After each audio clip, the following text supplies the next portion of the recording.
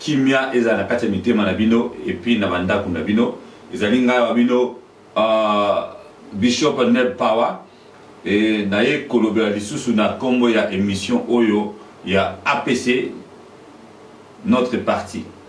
Donc c'est le temps du parti émission oyo tozali kopesa ba information et puis ko rappeler bandeko na o Italie notre parti otobengi Alliance pour le progrès du Congo. Alliance pour le progrès du Congo. Donc c'est moi qui suis la représentation à Wanamboka Londres. Donc APC Londres, ils allaient ko pesa bino lisusu mote qui mia na mitema na bino et que to continuer ko zala na souci ko biso so ba congolais to zala ngo ya ko luka mboka na biso et to mwama. Alors pour mboka na biso to mwama sengeli yona ngai ndeko to meka ko sala quelque chose dans sens ya ko apporter ba idée pour utiliser la sagesse na intelligence na biso ba connaissance oyo zu na ndenge ya kelasi na oyo to ko acquérir na ndenge ya ba expérience ya vie ya mwana moni na APC diaspora Londres na représentation na ngai na zai ko lancer appel na yo ndeko zo la ngai au fait na mboka Londres au fait na Angleterre ceux qui aux message oyo ko hésiter te ko contacter Bishop Neb Power na 074 38 11 45 46. Voilà, donc ezali na kati ya studio Wilma TV, tous la émission au domaine le temps du parti. Le temps du parti APC, oyo ke toni kolobela en ce moment, makamu misatu.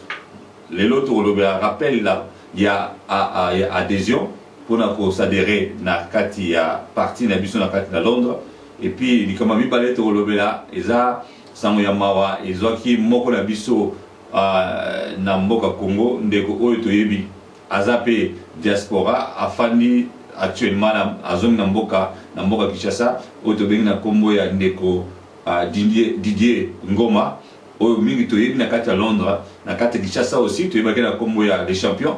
Donc il fut oyo azaki un grand champion ya tennis de table oyo tobengi ping pong et azape oyo toyebi ke tobengi na kombo ya Tata Mapasa aotei ko père de maman abotier aza maman père aboti biso en tout cas ba oyo ba père de maman ba parents ba yebi douleur wana oyo sala kala kati ya motema tango père de papa ou père de maman ou père de ndeko. Donc yanga na lingai na compatir na voix ya média et d'autant plus aussi azape camarade na kati ya parti na biso APC et ya bisa tuna rappeler biso ikabetali sujet oyo ezali crucial les devoirs de l'élite congolaise. Voilà.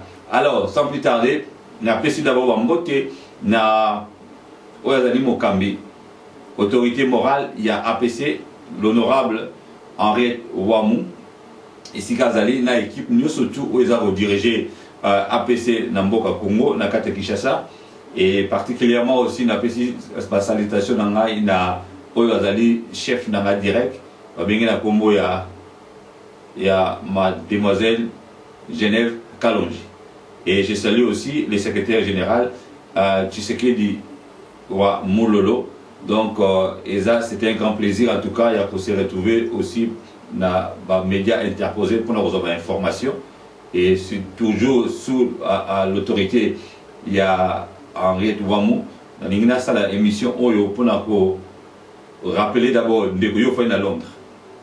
Au fin na kati Angleterre donc parti oyo récupérer sa opportunité au côté de la kati système politique na biso oye ba ko apporter ba idée ba commentaire na yo ezala écouter donc ko hésiter en tout cas ndeko benga ngai na numéro oyo 074 38 11 45 46.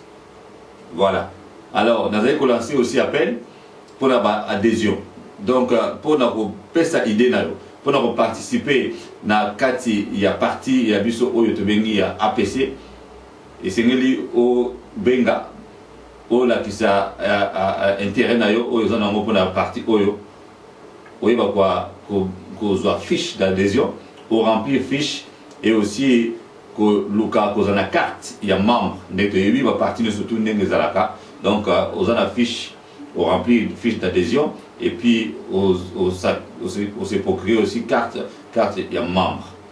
Voilà. Et parmi les membres, tout ça, mais aussi membres et sympathisants.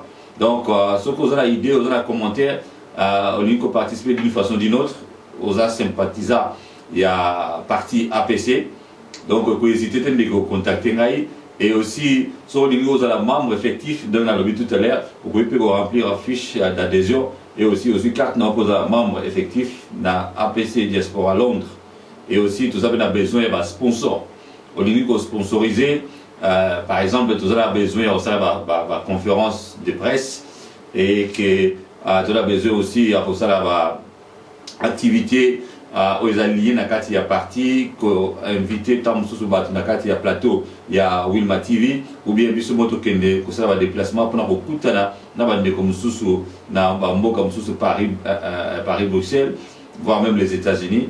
Donc ko hésiter ko sponsoriser biso ou bien ko contacter biso pour na ko sponsoriser en tout cas à œuvre oyo ezali tellement noble parce que parti politique est important pour canaliser les idées. Depuis APC, pour la doctrine pour établir aussi l'état de droit. En tout cas, on a profité de l'occasion aussi de saluer notre président Félix Tshisekedi, qui Nangolu, Azako Kambambo, la République démocratique du Congo.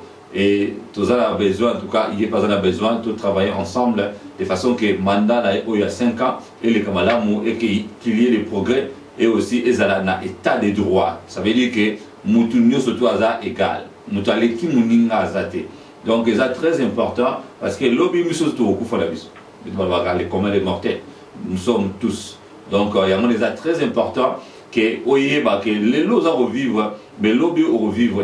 Les lois à revivre et c'est quelque chose dans la vie et c'est quelque chose pour la communauté place au Fali et c'est quelque chose aussi dans moka oyo nzambe atindio ndeko yo nanga tutina makiti na mukili oyo par hasard et ça que il y a une mission spécifique, il y a quelque chose à faire, n'est-ce pas, pour na yo ndenge nzamba pesio bomoi ozo pema na mokola lelo ndenge moko pe et c'est que ça likambo na kati ya communauté sikofali to botabi na Congo biso ba mususu mais to continuer vie na biso a la mboka ya poto ya mindele mais lobi to tozonga pe mboka la biso pour reconstruire. Et ça c'est ça la vie. Yesu Christ ku tout monde nzambe asimigaki pe na mboka mususu akende pe comme réfugié na mboka Égypte to moni suka azongaki na Nazareth na Jérusalem et si kadi ni sengelaki asilisa mission nae. Voilà. Alors na deuxième partie il y a émission oyo ezake eza sangwa mawa elaki ndeko na biso Didier Ngoma oyo toyebi les champions oyo toyebi tata mapasa afin na biso à Londres lelo auti ko père de maman oyo abotier bien lobaki ne bandeli azape maman oyo aboti biso et d'autant plus que biso zo ba bantu toyebi que maman ya muninga azape maman na yo donc eza mawa eza biso na bitema yango na information et biso yango to komi na moment oyo ke to compatir aussi na douleur na souffrance en tout cas na sangwaliwa ya mama ya ndeko na biso camarade na biso Didier Ngoma. Donc ceux qui osa qui sous-informé yeba ke na yo plus information donc maman azaki déjà bakundaki maman déjà donc yebi ke ata bakundi mutu douleur et si la ramba la morte donc pas si wana et de continuer et surtout que mes parents maman papa azalaka moko donc ce qu'a koufi tant que vous avez moi vous en raté au kansakai donc oyo basi ba koufi ba parents o basi ba koufi maman nasi boyebi douleur wala salaka passe na motema tin mokolo koufu bosala la moté.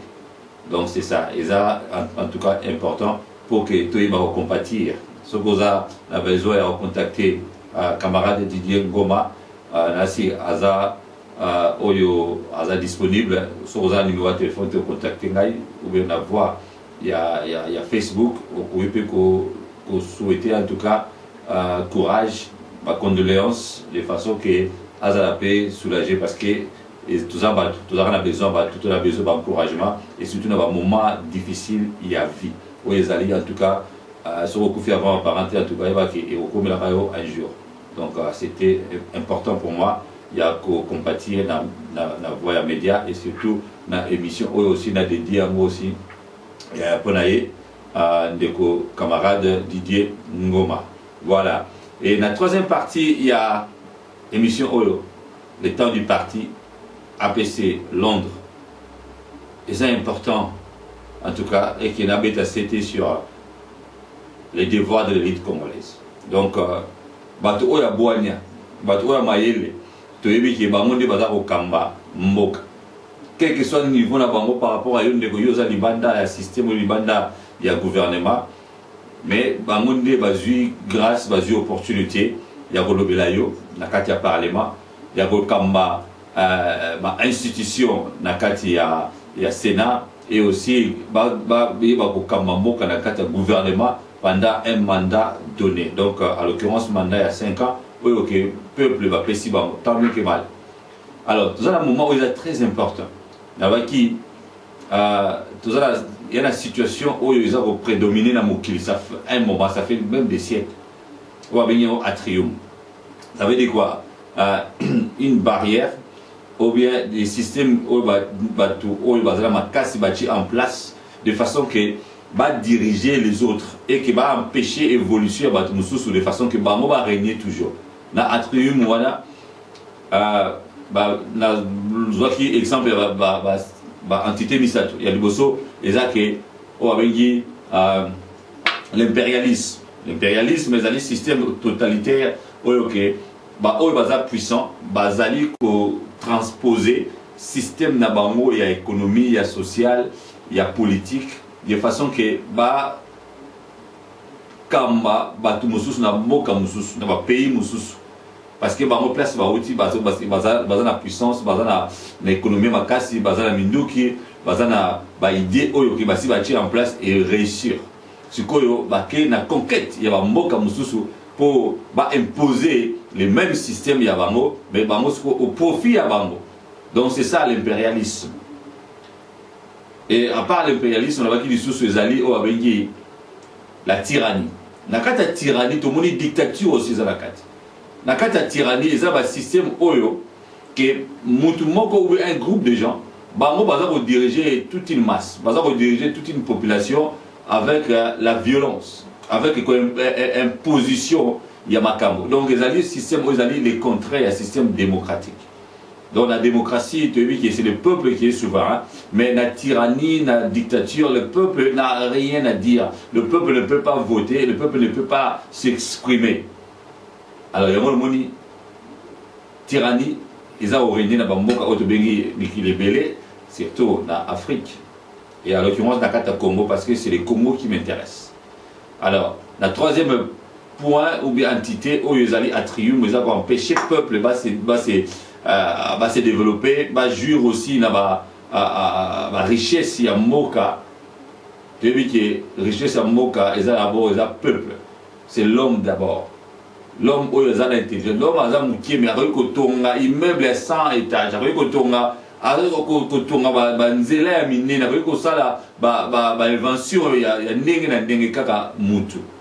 donc c'est ça la valeur, il y a Moutou, comparons jamais avec quoi que ce soit. Et il y a mis ça tout mafia. Mafia, dans le système Oyo, il y a corruption. Il y a le système Oyo qui est un groupe de bandits. Ou bien il y a des gens qui ont extorqué biloko ya bato. Baza ko boto la biloko ya bato. Baza ko imposer, n'est-ce pas, que au pesa bango mongo oyo ke ekokota na kesi ya l'état te, ils ont kena na maboko ya bato. Donc il y a un système oyo bingi mafia.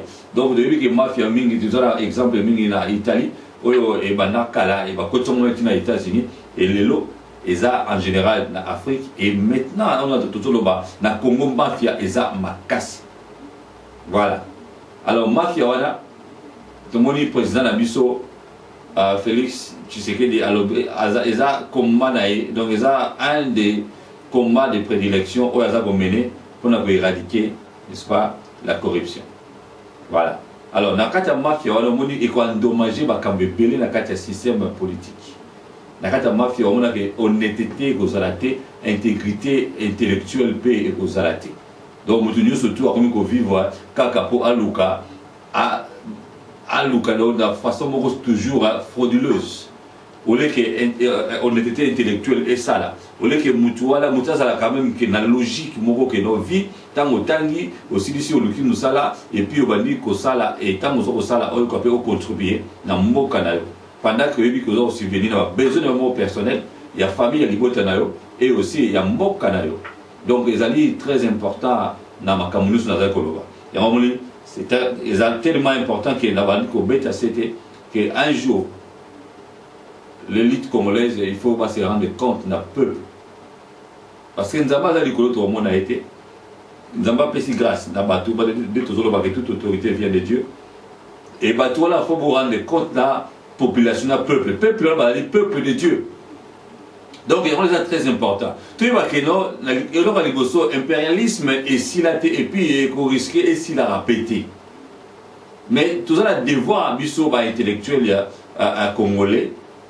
toye ba quand même comment tu ko parer na babilo ko donc comment tu ko sala que ba système on a pérennisé té na ba mboka na biso parce que ba oyo ba za imposer impérialisme ba oti ba mboka misika et surtout ba mboka oyo biso toujours vivre lelo donc ba on sala toujours de façon oyo ba za ko sala ba ko otonga autoroute na mboka na bino mais ba même mise na kata mboka la ko constater que autoroute wana c'est vrai et ça les malamu pour et bakisi na kata infrastructure routière na kata mboka mais au moins que sous basement il y a autoroute voilà il y a port oyo ba kotonga na aéroport oyo ba ko soit ba ko tonga sika oyo ba ko innover ezali kaka pona avantage ya ba impérialiste yango wana bon mona oui ba infrastructure ba on s'attend sur moko mibale mais il faut suffire kakati pour que économie à moka et progresser ils ont l'intérêt na bango et c'est eux toujours qui contrôlent même hors de l'idée au que basé de bien pays d'outre-mer au France na Antilles na Afrique aussi d'Afrique centrale tu as aussi système monétaire en tout cas bande en Afrique par exemple bunda pour ballon le système il y a France CFA où ils ont aussi un des canaux ils ont dit que là qui ça n'engagent France Afrique ils ont continué et aussi France n'engagent pas dire que Lukaku toujours autorité pouvoir dans les colons mboka il y a pays d'Afrique voilà et na Congo tout le monde dit que depuis 1885 pour tous avoir même indice il y a datation ba mboka oyo ba pesi na mboka ya Belge oyo ezaki na Rwanda bango d'abord et que comme il y a ba Belge tilelo impérialisme wana ya Belge ils ont continué toujours na mboka Congo et la République démocratique du Congo. Alors il faut l'intellect et ça là, il faut tout et ça là, comment maintenant qu'on négocier égal à égal. Parce que le loto bingato monde comme moko, monde comme mukie par rapport à la technologie, par rapport à makambo oyo ils ont ça la mondialisation et consort. Mais il faut tout négocier, n'est-ce pas, égal à égal. Alors, devoir, on a des devoirs intellectuels. Dans le cadre du gouvernement, pas dans le gouvernement. Et surtout dans le cadre du gouvernement. Même s'il y a beaucoup de choses à faire, mais il faut qu'on réfléchisse aussi. Parce que là, tout, il faut d'abord réfléchir avant d'agir. Parce que vous avez dit que tous allez vous dire que position à leadership. Donc, on a un leader dans le Kamba. Église, dans le Kamba. Responsabilité à la partie il y a APC Nazapé Naba entreprise où on a créé à l'occurrence Wilma TV donc ils a aussi Nazana ONG Namboka Kishasa donc fondation marché de l'amour Nazana aussi co-créé Sirène les centres d'intelligence interdisciplinaire pour la recherche et le développement du Congo. Donc c'est très important mais même dans le bala yebi le roni nazaro loba parce que dans centre wana de toujours travailler pour réfléchir pour y avoir sa intelligence à peuple congolais valeur pardon donc c'est très important de réfléchir na kata sirène toujours réfléchir comment faire pour que système impérial et en tout cas et la barrière voilà pour na épanouissement il y a mboka na biso il y a des jeunes et puis il y a pour préparer à venir il y a mboka na biso. Et le deuxième point, tu vois qu'ils allaient au la tyrannie. Et mais là-bas les tyrans, ils ont avec la force. Et tant qu'ils ont avec la violence, au moment que à un moment donné, ceux qui ont commis la souka, et leur salaté, a commis utiliser l'intelligence. Quand les tyrans utilisent l'intelligence, il faut faire beaucoup plus attention. faut ça la attention makasi parce que domaine d'intelligence c'est un domaine n'a été il y a prédilection alors soit on dit qu'on utilise le domaine d'intelligence donc à comment soit plus dangereux ou bien à comment plus faible. Or soit il y a comme plus dangereux il y a toujours au monde dans le Congo qui un système où ils ont en place et les rigoles l'ont moitié ils vont continuer toujours tant bien que mal. Alors na côté on a en tout cas surtout biso ba autovani libanda ya mboka tout ça peut-être la lecture un peu différente par rapport au la carte mboka et là ensemble tu voyez qu'on raisonner aussi différemment de façon que tu vois comment tu veux déjouer système il y a tyrannie ou il faut utiliser plus intelligence en étant et bah frapper très fort par rapport à la violence mais ce qui va comme faible na te dominer par mon carte intelligence donc il va que tu éradiquer tout ça de façon que tu bimisa bango na système ya gouvernement ya politique ya mboka na biso ainsi c'est très important tu va que lelo façon oyo même si lelo n'est pas boyé il y a même pas le nouveau gouvernement où ils sont en place alors et tout le monde makambo l'équipe pour voter ni na kati ya Sénat pour voter par sénateur et ça et là ici quand même que tout ça a un problème sérieux sur le plan politique dans le Congo. Donc il faut réfléchir par rapport à ça et ça aussi très important pour soutenir aussi mon amboka au Kamba na Congo il y a président à son excellence Félix Tshisekedi de façon que dans mon association de Samebele entre autres Asofachi tout le monde a aussi des cash ils ont travaillé donc pour soutenir Maman Denise, n'est-ce pas? Et tout ça, ils ont en tout cas, ils ont une initiative pour encourager. Ils sont très important en tout cas, dans nos besoins. Donc, d'une façon ou d'une autre. Il y a une tyrannie. Ceux qui vont utiliser sous force, il faut faire très attention. Par contre, utiliser plutôt intelligence. Alors, intelligence, c'est un domaine à côté. C'est la façon de comprendre les camps. Le peuple congolais souffre tellement mingi et après, il y a soulèvement populaire. Peuple congolais après il y a même comme ça là action action fatale voilà action fatale ainsi intellectuel comprendre action fatale que monta banga lisouté pour n'avoir une comme le baki et bien monsieur c'est Koufi banga na mosu liwate peuple congolais a commis bon peuple congolais comme le connaît mais c'est Koufi a banga lisousu liwate donc oya et ya et dans mon qui avant l'élection il y a décembre 2018 et il y a eu même des jeunes gens à peine 14-15 ans voire même 16 ans comment qui même prêt à défier militaires na policiers qui sont parce que on a vu surtout souffrir pourtant à 14-15 ans donc à botamine à 4 régime où il va salir 18 ans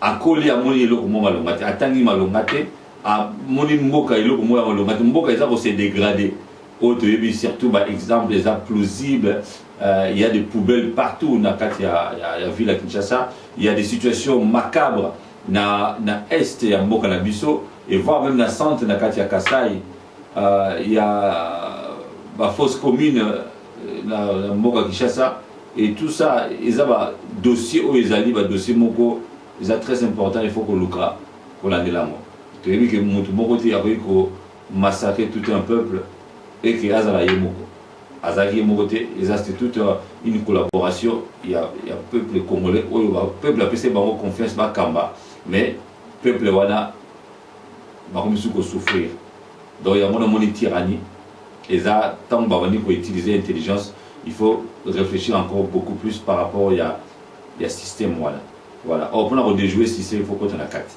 et on a mis la troisième point la troisième entité au venir en mafia ils ont un niveau mieux surtout dans la carte Mboka Congo d'abord dans le système il y a minéraux parce que ils ont des ressources oyo zamba pesi à part démographie peuple congolais nombre d'habitants tous est belé que demander voisin madame miké na démographie miké na sur le plan territorial mais peuple congolais continue toujours à vivre mais tout comme nous violenter dans la Bible peut on utiliser armes fatales tout on va utiliser action fatale que peuple congolais au bang tout comme à niveau il y a suicide tout comme à niveau il y a kamikaze le quoi japonais tant que non trop c'est trop il fallait que comme kamikaze pour que bah, si ça deuxième guerre mondiale face naba américain.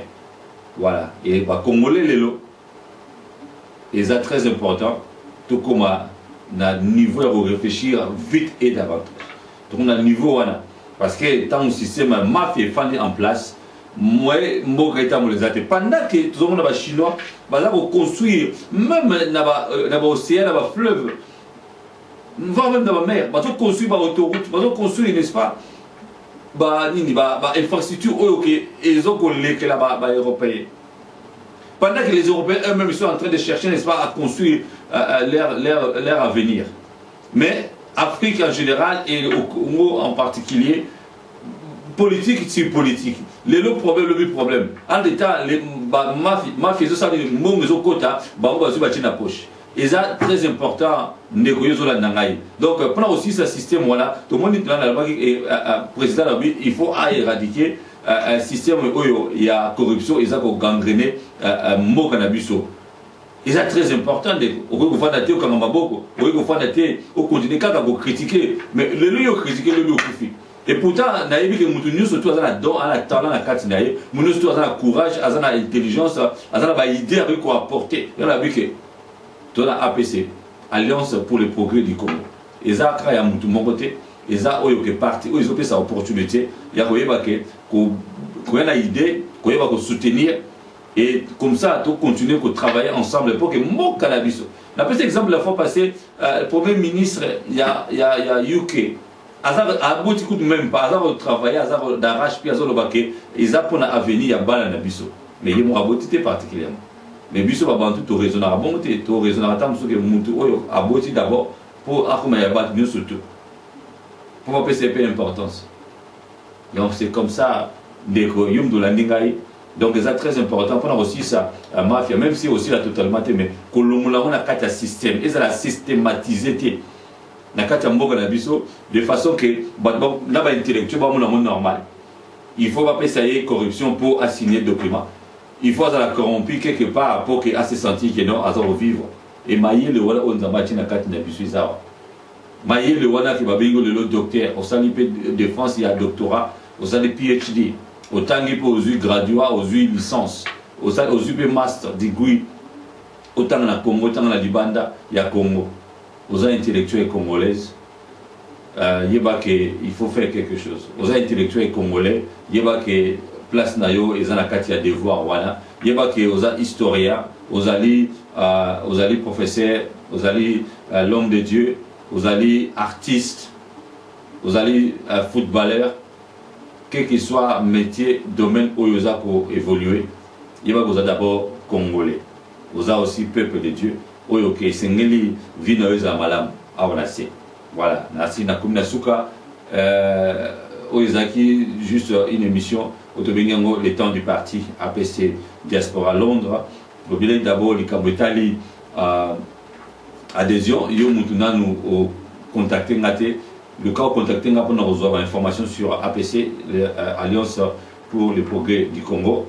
Où nous avons la doctrine Abisso, où nous avons la nini babinga nini susu ezali que domaine nabiso il y a parti ezali très important que yeba que tous travailler pour na état de droit et que pour na progrès aussi il y a Congo voilà et tout le bas qui sous qui message écologique oyo ndeko nabiso camarade Didier Ngoma le champion totalement pas ça à Kofila Mama et basi bakunda qui déjà donc topesi sous ba condoléances na famille Mobima famille Ngoma. Et tout le sous les devoirs de l'élite congolaise. Donc contre la triomphe où ils allaient l'impérialisme, la tyrannie et aussi la mafia où ils ont gangréné Mbokanabiso Congo.